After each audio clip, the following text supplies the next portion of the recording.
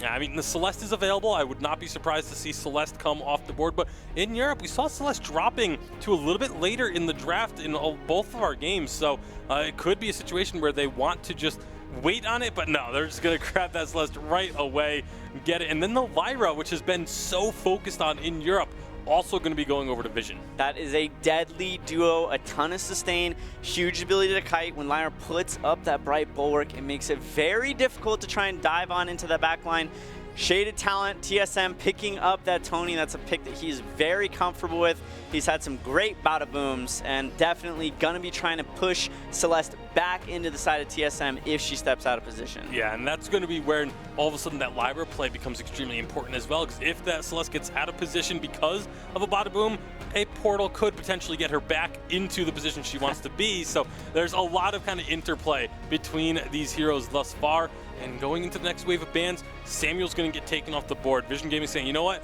We feel like these are the two strongest mid laners. We're going to take one, take the other one off the board. So now you are forced onto what many people consider that third tier. Although Varia, I still say, should be in that top tier with the rest. Varia, very good. I think the advantage of Samuel is with how important the early game has become. I would actually argue that Samuel is the strongest mage in the early game. I think Celeste definitely outscales him a little bit, but the early game pressure, not something that Vision wants to deal with. TSM opting for the Grace ban. Definitely interesting ban there. Yeah, it's a little surprising when we've seen some Grace play flexed into the top lane. We've seen it played as a weapon carry. We've seen it played as effectively a second captain as well. So I think it's just the versatility they want to take off. I don't know if it warrants a ban, especially not this early in the draft, but Kroll going to go over to Vision. They've got to be very happy with their first 3 picks right now. Getting Kroll all the way through into the second pick phase has basically been unheard of. TSM gonna have to be really careful here. Kroll can be very hard to deal with. They don't have a ton of kiting sustain. Daniel, however, going to be on his comfort Rona pick. Definitely something that has been banned away from him very frequently throughout this preseason. Yeah, that's the thing. I'm just still very surprised that teams are not just trying to ban or take away the Blackfeather and Rona. He has played them almost every single game, I believe, and even going back before the preseason in other community tournaments, that's all he was playing is this Blackfeather and Rona. It is by far his 2 most comfortable heroes. Even if he has a deeper hero pool, which I would assume he does, force him to show it at some point. Come on, guys. Yeah, definitely. He's only played 2 different heroes, doesn't have the deepest hero pool that we've seen. Vision picking up the Idris, definitely an interesting pick there. We might potentially see a weapon power Idris this game, or it's going to be a safe lane crystal power Idris. We've seen that as well. TSM taking Glaive off the table, though. Another interesting ban out of the side of TSM. Not a hero we have seen a whole lot of in the preseason thus far. I feel like these bans are almost targeted at different teams. Like, you know, Tribe has been running the Grace to great effect. We saw Slimy Salamanders with was it Slimy Salamanders or Rogue with the massive impact on the Glaive, and so but we haven't seen it really out of Vision, so it's a little bit surprising that they're focusing there. But then it's going to be the Lorelei as the final pick, another one of the more unconventional heroes that we have seen her a few times in the preseason.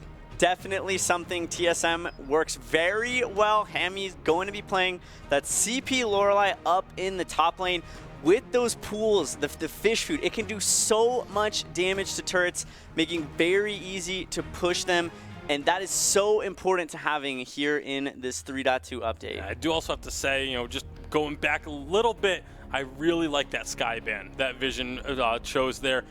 Skye, I think, would have worked really well with what TSM already had. If they put the Tony as a captain, Skye could dance around the Kroll, keep up with the Idris, get deep onto the Celeste. So I think that was a very, very smart ban. And then go ahead and grab the Vox. So now a little bit of flexibility. You know, do you go for the weapon or the Crystal? Idris and Vox, both of them can be flexed either way and still have a major impact in 5v5. Absolutely. Vox, such a good counter pick to Rona. Picks up that Poison Shiv, knocks off all of her fortified health. Definitely something that TSM is going to have to watch out for. Yeah, it's going to be something I have to watch out for, but I feel like TSM still will likely be a more confident team going into this matchup because they have just looked very strong. Absolutely. Daniel, going to be the player to watch for the side of TSM on that Rona. Gonna have to watch out for that Vox. He has looked so strong in this preseason, a huge factor on this Black Feather, making sure that he's keeping up all of his CS, all of his farm, staying even with the enemy team, picking up and punishing enemies whenever they're caught out of position. Shaded Talent, obviously a huge factor in getting that last kill. And even in this 1 versus 2, still making plays. Yeah, and meanwhile, on the other side of the Rise, I'm going to be looking at Neon Fire, not so much for any of his positioning or his pressure like we look at for a lot of players, but I want to focus on his build path.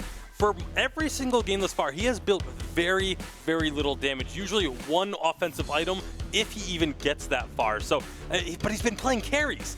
It's been very strange to me to see his build paths. I want to see him build a little bit more damage, play more like a carry, look for damage, look for kills, instead of just trying to play like more of a utility or support player for the rest of his team. Definitely a meta unique to North America with those utility top laners, something that Neon Fire is very comfortable with. Not going to be on one of those heroes today. He is going to have to step it up a notch with some of these mechanics. We'll have to see how it plays out.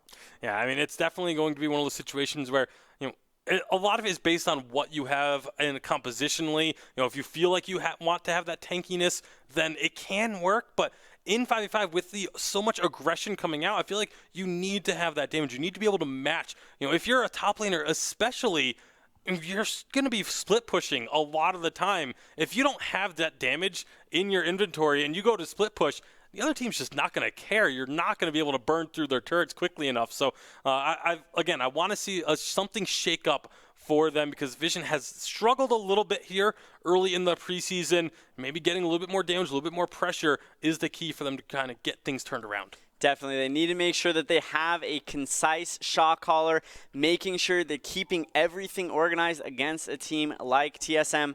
Definitely going to be a huge upset here today if they are able to find victory. We're going to have to find out.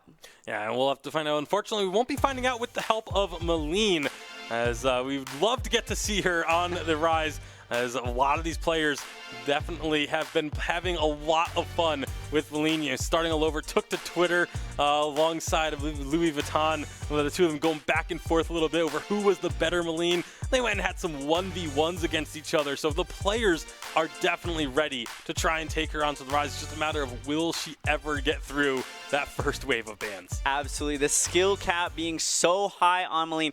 All of these players starting all over, especially so mechanically gifted that they are playing her to her absolute max potential. And if she does get onto the Sovereign's Rise, she can be an absolute menace and monster to have to deal with. Yeah, I mean, something we talk about with Malene a lot is, how quickly you can use her abilities. A phrase that's used, or terminology in a lot of other esports is APM, or actions per minute. Those are through the roof with Malene, so much higher than any other hero that has ever been released in Vainglory. Absolutely. She's very mobile. She's got great offense. Crystal Power mid laner, 5 abilities. That's a Vainglory first with 5 abilities. Definitely something that is a huge factor as to why all of these players are really enjoying playing her, but on top of that, why they are scared to let her go through the draft. And you don't have to just take our word for it. You can go ahead and try and get yourself a free unlock of Malene. Just tweet at us using hashtag VPL or hashtag Lightform or hashtag Shadowform. We will announce the winners at the end of each broadcast. We've already given out 1. We have 3 more to give away this weekend. You definitely want to make sure you get entered into this. Or if you're feeling impatient or you just don't particularly feel lucky, you can head on into the app right now, go into the store, unlock Malene for yourself, and start taking her onto the Rise. You will not regret it. She is a ton of fun to play. Absolutely. She's so good. Not surprising at all to see that she has been banned on the B side every single game thus far, especially in a best-of-1 situation. None of these teams want to take the risk of allowing the A side team to pick her up. I definitely expect her to be banned for the rest of today unless one team is feeling particularly bold. And of course, that's to get involved with us on Twitter. If you want to join us on other social media, we have a brand new Instagram. You can follow us at Vainglory Esport. It is completely new, a lot of stuff getting posted there. But also, speaking of things that are completely brand new, how about the new studio that we will be moving into in just about a month now? I cannot wait to get over there. The brand new PokerGo studio at Aria Esports. Vainglory Competitive Gaming has a new home in Las Vegas, the Aria Resort and Casino. The PokerGo studio, in partnership with ESP Gaming, the name behind the Vainglory Premier League. A state-of-the-art, multi-million-dollar showplace, streaming lounge, and the most advanced tech to bring you mobile esports like never before. Welcome to the new home for the Vainglory Premier League. As soon as we are ready to get into that studio, it's going to be fantastic. As soon as we're ready to get into this next game, we will be getting onto the Rise. Unfortunately, we are just waiting for a couple of the players and get some device issues sorted out. But as soon as they are ready to go, we will be throwing it over to our casters to get the action underway. But for now, let's just continue to talk about this draft and what we're kind of expecting to see out of each of these two compositions. So with the minions spawning faster now, I think 20 seconds into the game, there is more room and more opportunity for these teams to find these different rotations in and out of the jungle to try and position, especially when they have the early game advantage. I love Kestrel here in the early game. She can put on so much damage. That's something Vision is going to have to watch out for. However, if TSM overextends, Kroll can easily come in and punish that. Now, as someone who was a former player and was the captain for your team, when you see the draft like this and you have a lot of flexibility options for your opposing side, I mean, both of these teams have a little bit of flexibility of how they can go. You can go a carry Lorelei or a carry Tony. You can go weapon or crystal with both Idris and Vox. Does that change, your last second preparations going into the game, trying to decide what your opponents are going to do? It always comes down to how your pre-game preparation was. I think that both of these teams have the staff and even just the players' knowledge themselves to be able to say, this is how we want to execute. This is what we know works well. This is what we're comfortable with. And I don't think we're going to see anything too out of the ordinary. However, there's always room with these divergent build paths, whether it's weapon power or crystal power, for some of these players to kind of mix some of these things up. But I think that we're going to see very standard builds here today. Yeah, and we've been seeing this Idris showing up a lot more in the drafts over the last two, really last week and this week. But coming into this week, we had a lot of different heroes picked. 32 of the 38 heroes in the game through the first 2 weeks have been chosen. Europe using 26 and North America using 27 unique heroes. Celeste, Samuel, and Tony have unsurprisingly been the most picked heroes. We do have 2 of those 3 in this game, and we're going to get to see them on Sovereign's Rise right now as we are heading into the game. It's going to be Denomine and Humanist with the call. Thank you very much. Tasty bacon. Really a hell of a host, Denomine, I gotta say. And we are into the game. Team Solo Mid versus Vision Gaming. Denomine, how you feeling? I'm doing all right, and Humanist, I do want to say I'm excited to see our boy Don Deasy in here playing for Vision. He's picking up this Kroll and hoping that he can really abuse that early game power of this hero. Don Deasy stepping in here at the last minute. I mean, what does that do to a player?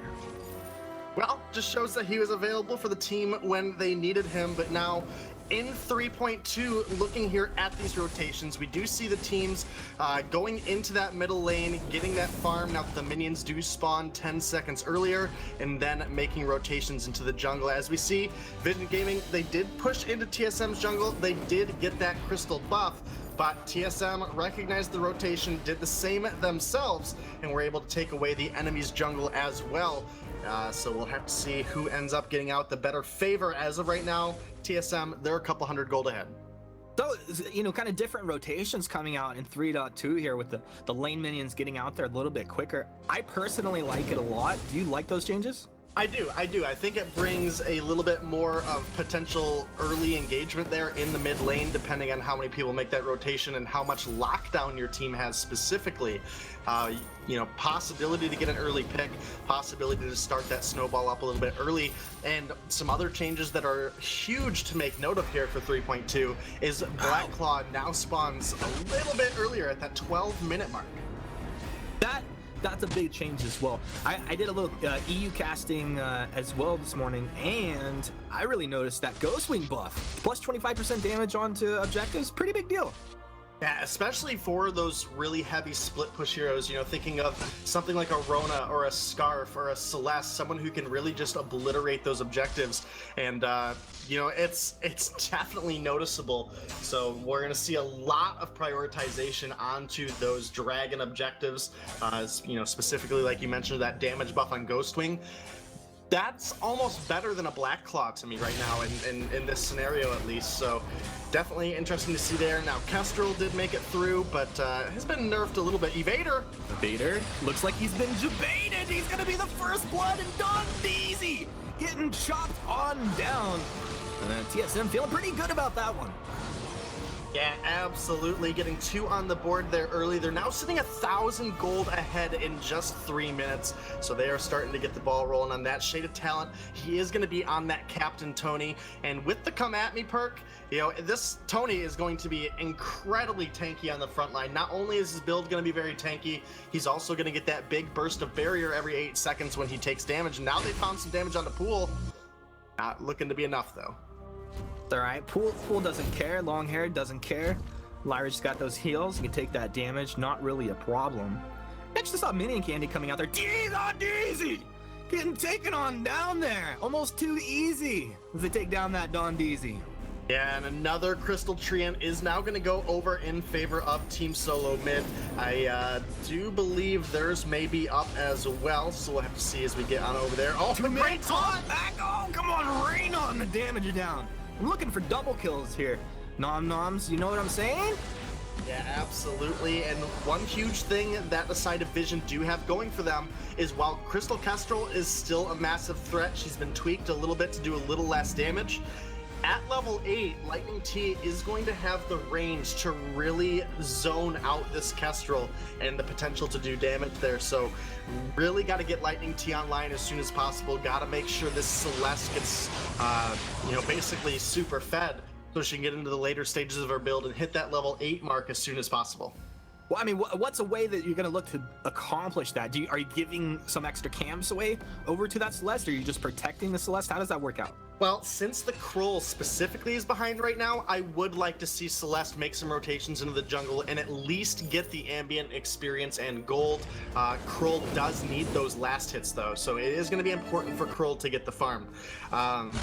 Getting Celeste to level 8 though almost changes her playstyle.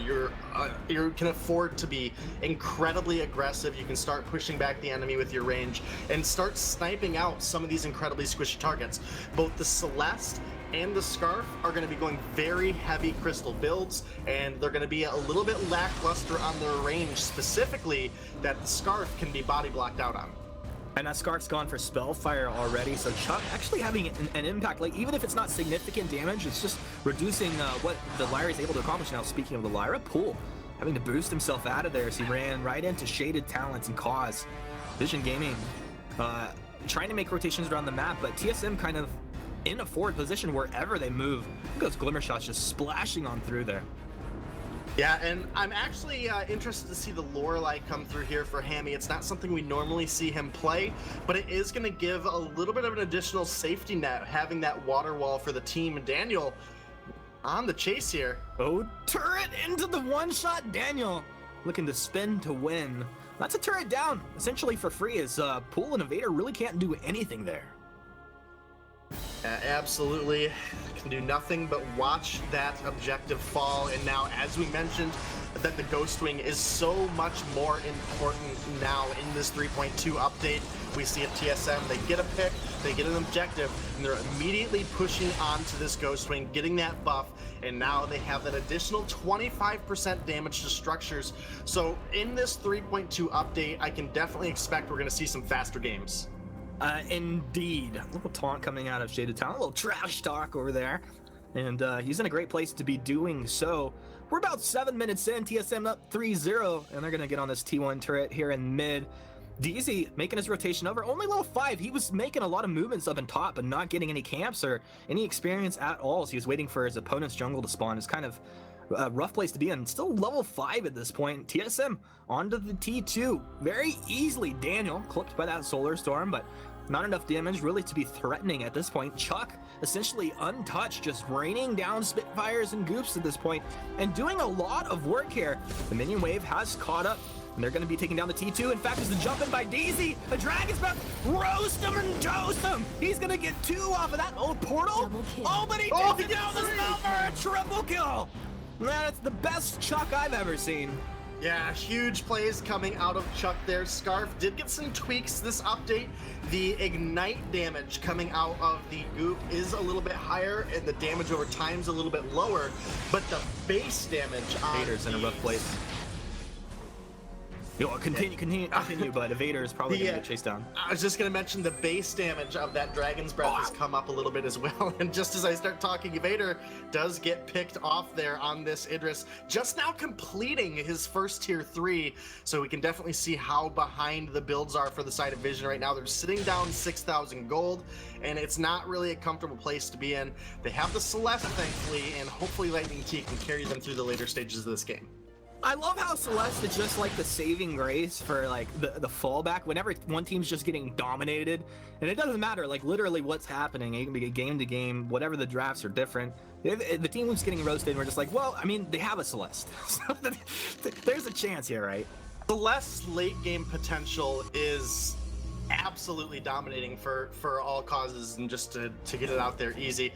Dragon's Eye first, so he's not going to have that upfront burst, but as the team fights get longer, as long as he's able to stay safe, then he is going to start to obliterate targets. His one big concern is going to be Shaded Talent. He cannot get hit by that taunt, otherwise it's going to be way too easy for Daniel to get onto him and just ramp the damage up so quickly. We have the Serpent's Mask already, so we know how sustain heavy Rona can be, and Daniel's getting ready to complete the breaking point. And against a no defense target, Rona can build that breaking point up in just a mere couple seconds. Now, a lot happening across the map here. I'm going to focus on Hamuel here for a second.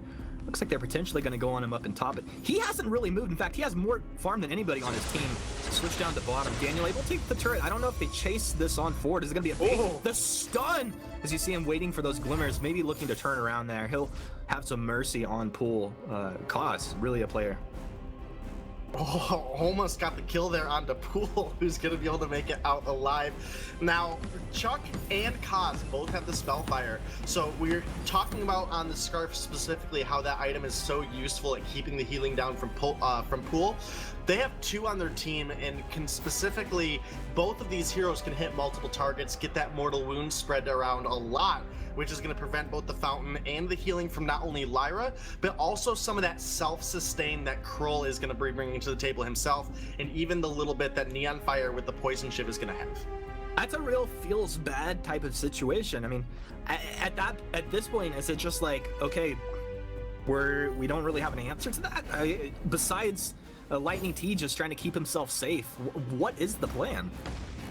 I mean, the plan for the team right now is kind of just, you gotta turtle, you gotta get your farm, you gotta get a little bit further into your builds so that you can actually compete with Team Solo Mid, who have an 8,000 gold lead right now. Chuck and Kaz, they're able to poke through the front line with absolutely no problem, and that doesn't provide a lot of safety net for Lightning T or for Evader, who are going to be kind of those 2 hyper carry Crystal Mage scenarios here. Neon Fire, he does have the breaking point and the Poison Shiv, but he doesn't have a lot of raw damage to build that breaking point up very easily. A little bit of a split push happening here. Splash damage raining on through. Evader put down first. They're going to be taking Pool as well. TSM running on through Vision Gaming, and get over here. They're going to get another kill for himself, and why don't you get in there, get a little ace Shaded Talent with the bottom boom off the mark. And with that, it'll be 1 armory going down, 2nd armory as well. And why don't you guys just get in there and end this game? Yeah. TSM 11-0. We're not even 12 minutes into this one, as they just dominate Vision Gaming here. What a performance. Yeah, they played absolutely amazing. They got those early buffs coming out of the Ghost Wing, and every single time we saw them make the rotations and push down those objectives. They played the early game so smart that they never gave Vision a chance to come online, and that's TSM picking up another point here in the preseason. TSM absolutely dominated